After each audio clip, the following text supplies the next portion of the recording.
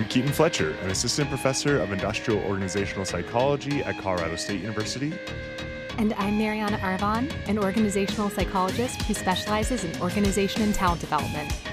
And this is Healthy Work. All right, and welcome back to another episode of Healthy Work. I am so excited for today's guest. I will get out of the way and let you introduce yourself. Thank you, Keaton, for having me. My name is Hannah Johnson. I'm an associate professor of management at the Carson College of Business at Washington State University. I study identity, so how people define themselves, and also identification, so how strong a person feels a belonging to their organization or work group. And then I also study relationships at work and positive work behaviors. Very cool. And you recently published, I think, just an incredibly interesting paper. And so, can you give us a brief overview of what it is that you did and what you found? Yes, thank you. In this paper, we studied disasters like pandemics and natural disasters, and we found that they negatively affect people who are lower in social class more than people who are higher in social class if they perceive their social class as an identity that's really important to them. We found that these people of lower social class felt more devalued during disasters. Then this made them feel more anxiety at work related to the disaster. And finally, this made them feel like distancing themselves from other people at work and wanting to be alone. For example, during the COVID-19 pandemic, people of lower social class often had to continue going to work in person, such as if they worked in healthcare, delivery work, or manufacturing. And any loss of these work hours were really stressful for them because the loss of income could threaten their ability to pay rent or even maybe buy food. And so this is compared to people of higher social class who could keep their jobs and continue working from home where they weren't at risk for being exposed to COVID-19. Another example is with wildfires. People of lower social class and blue collar outdoor jobs like construction, delivery, or farming may be asked to continue working under smoky conditions that could harm their health. So we ran 3 studies to support these findings. We used different measures of disasters in each study. In the first study, we had people in one condition read an article about the dangers of COVID-19 compared to people in another condition who read about houseplants. In a second study, which was in the first year of the pandemic, we had people indicate if they, a family member, or a close friend had been diagnosed with COVID-19. And then finally, in our third study, we recruited people who lived on the West Coast and had people in one condition read an article about the dangers of a large magnitude earthquake on the west coast of the United States, and people in another condition read about the general weather. Across all these 3 studies, we found that people of lower social class who perceived their social class as important to their identity experienced these greater negative effects of feeling devalued, feeling more anxious about work, and wanting to avoid other people at work. I think that is so interesting and it really hits home. I remember, the pandemic is such a good example of this. Of you see, people working at the grocery store, they got the pay boost for the first couple of months, but then that was it. Meanwhile, you have people who are jetting off to like bunkers in Hawaii and just like the completely different worlds people were living in, like, and how much more vulnerable to disaster, like, people in lower socioeconomic classes are just because of a lack of resources, right? I'm curious if you could just like tell me a little bit more about the importance of class identity here, of like how important that is to you. I wouldn't have thought about that. In addition to just like you have X amount of resources or money, the psychological component of this, of how important your class is to you, playing a key role. Can you just like dive into that a little bit more? That was one of the key interesting aspects, I think, of the work. We found that people of lower social class were hurt more by these disasters, but only if their social class identity was really important to them. If you are of lower social class and your social class identity is not that important to you, we found that the effects were not as great. That was one of the most interesting parts about this study. And so I already talked about a couple examples of why people of lower social class experienced more negative effects than people of higher social class during disasters. But there's also research that shows that being of lower social class can buffer or protect against negative emotions when in crisis. So researchers have found that people of higher social class class experienced a bigger increase in depressive symptoms from before to during the COVID-19 pandemic compared to people of lower social class. Some of the thinking here is that people of higher social class have a greater expectation for having resources available to them, while people of lower social class have built more resilience and an ability to persist during these stressful situations. So, the factor that we found to influence whether people of lower social class experience higher or lower levels of work anxiety during these disasters is how central or important social class is to how they define themselves. So, when identities are really important to you, they're more salient or top of mind for you. So, when people experience disasters, they may think of different causes for their negative experiences, and they might think of social class, but they might also think about other things, such as there's other stigmatized identities like their race, ethnicity, or gender, or they might even blame what's happening to them as just bad luck.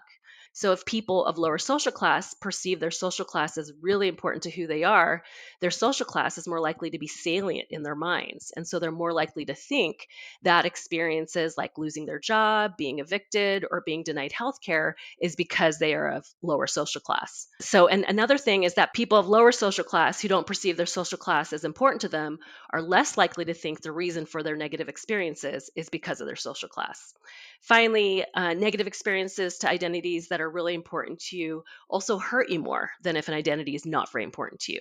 That's why people of lower social class who feel their social class is really important to them feel more devalued compared to people of lower social class who don't think their social class is very important to them. Thinking about a lot of social movement activity and trying to, collectively bargain or have like mutual aid organizations, one of the things that people talk about building is like class solidarity and understanding like we're all in this together if you are part of like the working class. And it sounds like here you've identified, some potential risk factors of having that like heightened awareness of your social class and having it be a key part of your identity, which on the one hand, it's like a motivating factor to get you to engage in actions to change not only your own but other circumstances. But on the other hand, it does put you at a higher risk for these negative outcomes. And I just find that like so fascinating. And maybe those are two parts of the same coin, right? Where because it hurts more, because it's salient, that is also why you're therefore more motivated to make changes, not just for you, but for those around you and those in the same class. I know that steps well beyond what your paper is, but just kind of drawing connections to, I think, some of the other topics that we've talked about on this podcast. And wanted to follow up on this because I'm surprised by these results. Was there anything throughout this process that surprised you? One of the things that we found was that it mattered where we were during the COVID-19 pandemic. So we did one of our studies right when the shutdown orders were happening. And so that's when people had a lot of anxiety. So that's where we found more negative effects for people of lower social class was right during those government shutdowns. But later when we did another study, which was right when the immunization started being shipped, we did not find that big effect on anxiety. And instead, we found that it was that feeling of devalued that the people of lower social class really felt more than people of higher social class. So the negative emotions that they experienced really differed based on where we were during that COVID-19 pandemic. I guess then, like, hopefully we don't experience disasters super frequently, but it seems like something we can't really bank on. What's my takeaway here? Either as an employee or as a manager, what can I do to make things, a little bit better? I think the biggest takeaway is for organizations and leaders to really be aware that employees are not all equally affected by disasters. Disasters are going to continue to be relevant to the workplace in the future. We're going to continue experiencing wildfires and have an increased likelihood of diseases and flooding and food and water scarcity. And people of lower socioeconomic groups are more vulnerable to these disasters. We've Research has found they often live in areas that are prone to damage from natural disasters, and they're also less likely to have insurance or savings to deal with these emergencies. They're also more likely to work in jobs that put them at risk during these disasters. So organizations, they're going to have to provide employees with resources during disasters, things like paid sick leave, hardship funds, funding childcare when there's school closures, and providing hazard pay. And all employees will need the support from organizations, but I'm suggesting that organizations should consider whether those most hurt by the crisis should receive assistance first. This can create an environment where low social class groups feel more accepted and valued. And then beyond disasters, organizations can try to positively influence the health of their employees, which might be especially helpful for employees of lower social class. So, separate from increasing pay and lowering workplace injuries, organizations can support flexible work schedules so employees can take care of their health or provide parental leave when having children.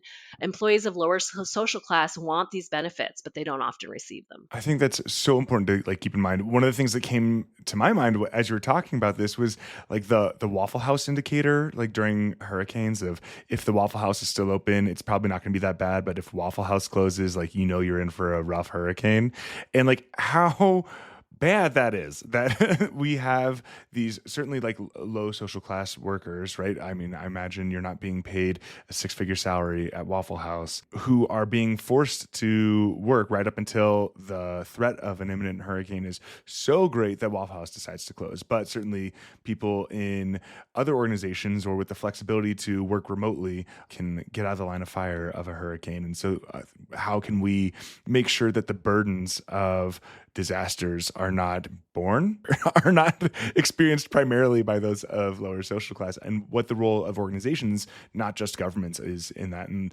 thinking too, one of the things that came to mind about the community aspect of this that you were talking about, of people who are of lower socioeconomic status might be living in communities that are more vulnerable to these disasters, particularly to climate related disasters that are increasing in frequency.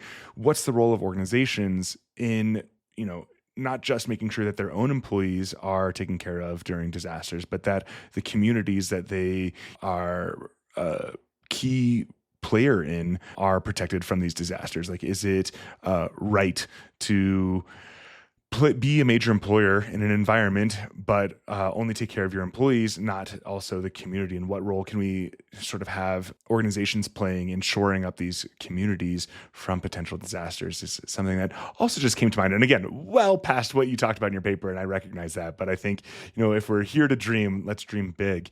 My last question for you, Hannah, and it's my favorite question, is why do you do this work? I want to make the workplace better for employees, and I recognize that employees have many identities that make them unique. So I study different types of identities that might affect employees at work, like social class, but also identities like being a working parent or one's political identity. I'm really interested in identifying workplace factors that can improve the workplace for employees, such as having strong work relationships, feeling safe at work to express your ideas, and finally, having leaders who support their employees. Well, thank you so much for doing such great work and really, really interesting stuff. And I can't wait to see what else is coming out of your lab in the future. Thanks, Hannah. Thank you. Healthy Work is a podcast written and executive produced by Keaton Fletcher and Mariana Arvon. This episode is produced, mixed, and edited by Keaton Fletcher. Artwork is by Keaton Fletcher. And our music is Zero, Microsong by Steve Combs. Please like us, follow us, and subscribe on whatever podcasting software you use. And please leave a review on the iTunes Store. It really does help get us out there.